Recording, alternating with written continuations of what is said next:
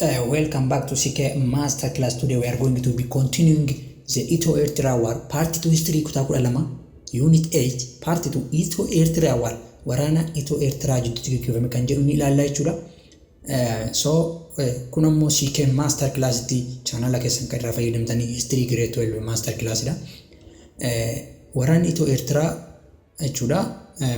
The Ethio-Eritrea War broke out in 1998. It was apparently boundary dispute that took place between Ethiopia and Eritrea. Waraanni Ethio-Eritrea bara 1998 akka eegalamedha. Seenaan kitaaba keenyatti kan inni beekamu. Sababni guddaan ammoo the basic cause yookaan the main cause waraana kanaa kan jennu the boundary dispute wal-dhabdee daangaa irratti jechuudha. That took place between Ethiopia and Eritrea irratti wal-dhabdee daangaa irratti jechuudha sababni kan inni ka'u. Kan waraanni kun itti ka'e on May 6, 1998, Eritrean force launched the military assault on the dispute Treaty of Badime. Bara 1998 jechuudha.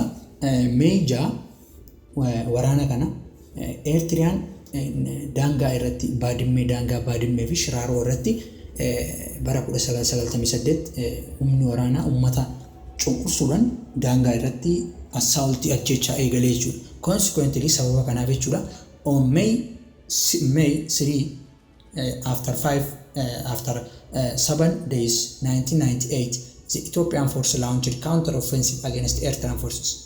Humni waraana Itoophiyaa illee ifirraa deebisuudhaan yookaan waraana eegalee jechuudha mataa isaatti counter-offensive means yeroo waraanni tokko gamasii baname asii ifirraa deebisuun sun counter-offensive jedhama jechuudha.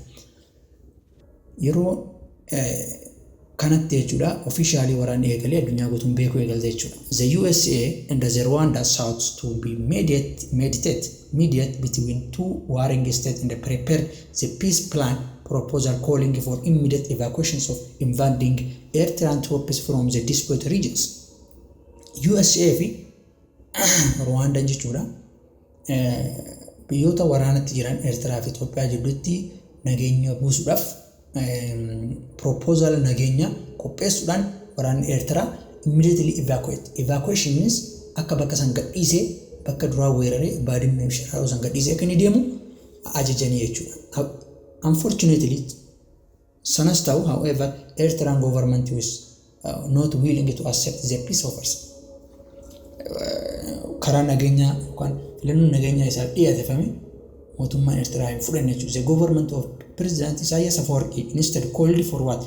Demilitarization of all dispute area along the command borders to be overseen by neutral monitoring force and direct talks.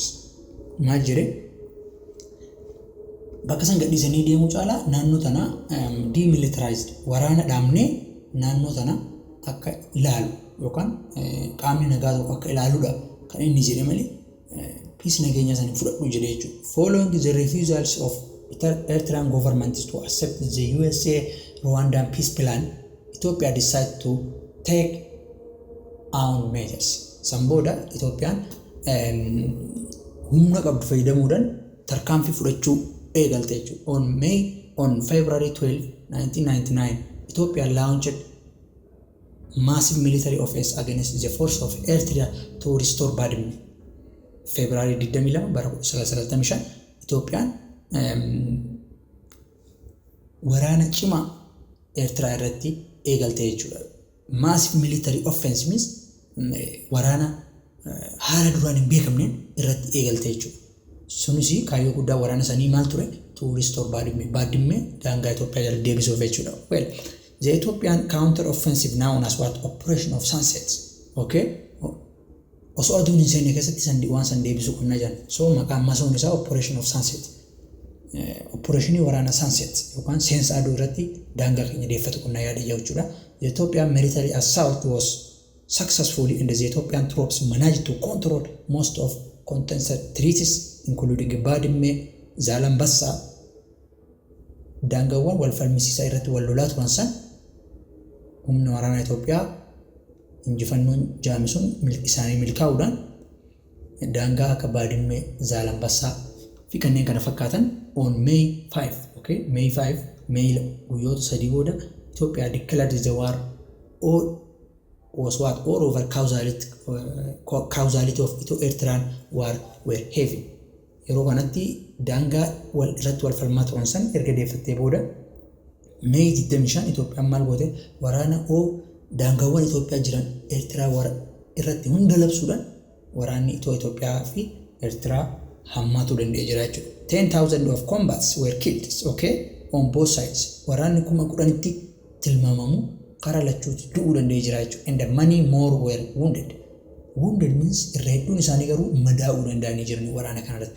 On June 8, June 8 bara 2002tti the Prime Minister Mallas Zenawi and the President Isaias Afwerki agreed to be comprehensive peace agreement and the binding arbitrations of their dispute under the Algiers Agreement. Okay, Algiers Agreement in Mali June 18 bara 2002tti Prime Minister fi yeroo sanii Mallas Zenawi fi President biyya Eertiraa Isaias Afwerki ammalleessuma waliigaltee nageenya Algiers Agreement irratti walii mallatteessuudhaan biyya waraana akka dhaaban waliigaltee godhanii turanii jechuudha.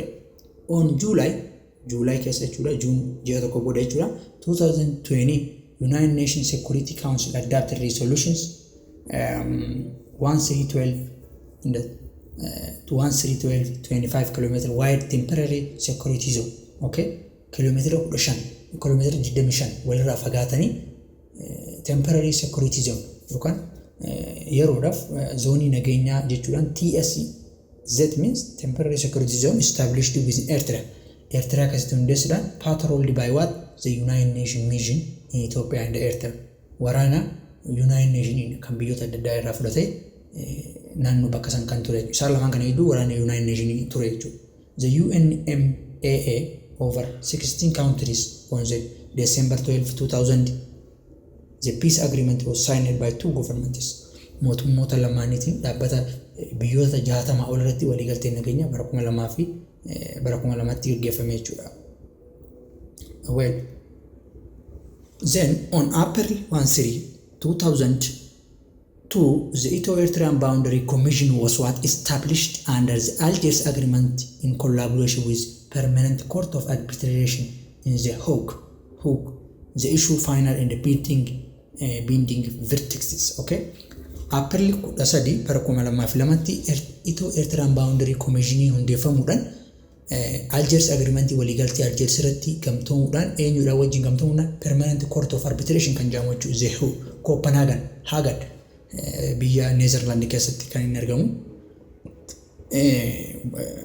Final judgment yookaan murtee xumuraa kennuudhaan murteen sun ammoo akka hojiirra oolu gaafatee ture jechuudha. The ruling awarded some treaty to each sides, but Badime was awarded to Eritrea. Badime garuu Eritreadhaaf akka kennamtu, but the signing of Algiers peace agreement and the decision of Ethio-Eritrean Boundary Commission was not binding the peace. Garuu waliigalteen Algiers fi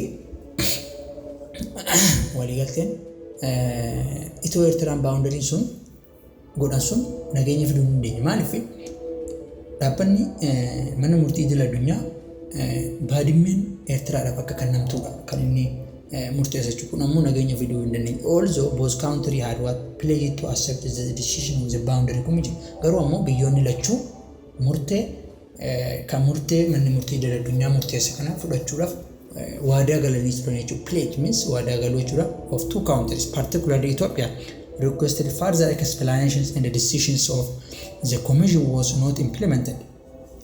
Ethiopian kana dabalataan ammas waadaa jette kana hojiirra oolchitee fudhachuudhaaf hawwii qabdu turte jechuudha. Akkasumatti ibsa bal'aa akka irratti kennamuuf gaafachaa turte jechuudha. Since then the Ethiopia and Eritrea remain in the state of no peace no war situations for ever a decade. Waggoota kudhanii biyya nageenya hin jirre biyya waraanni hin jirre keessa akka turte jechuudha. Relationship between two countries began improves after coming to the powers in Ethiopia and the Prime Minister Dr. Abiy Ahmed. Erga Abiy Ahmed karaan godhufee booda biyyi kun fooyya'uu dandeessee jirti jechuudha. Hariiroon biyyoota lamaanii fooyya'uu dandeesse akkuma yaadannu jechuudha. So lesson 3 kan jedhu immoo 8.3 social economic issues kan jedhu paartiitti aanu walirra deebinaa kun siikeen master class dha. Galatoomaa isin jaalladha. Turtiin keessan nu wajjaa ta'uun isin jedha.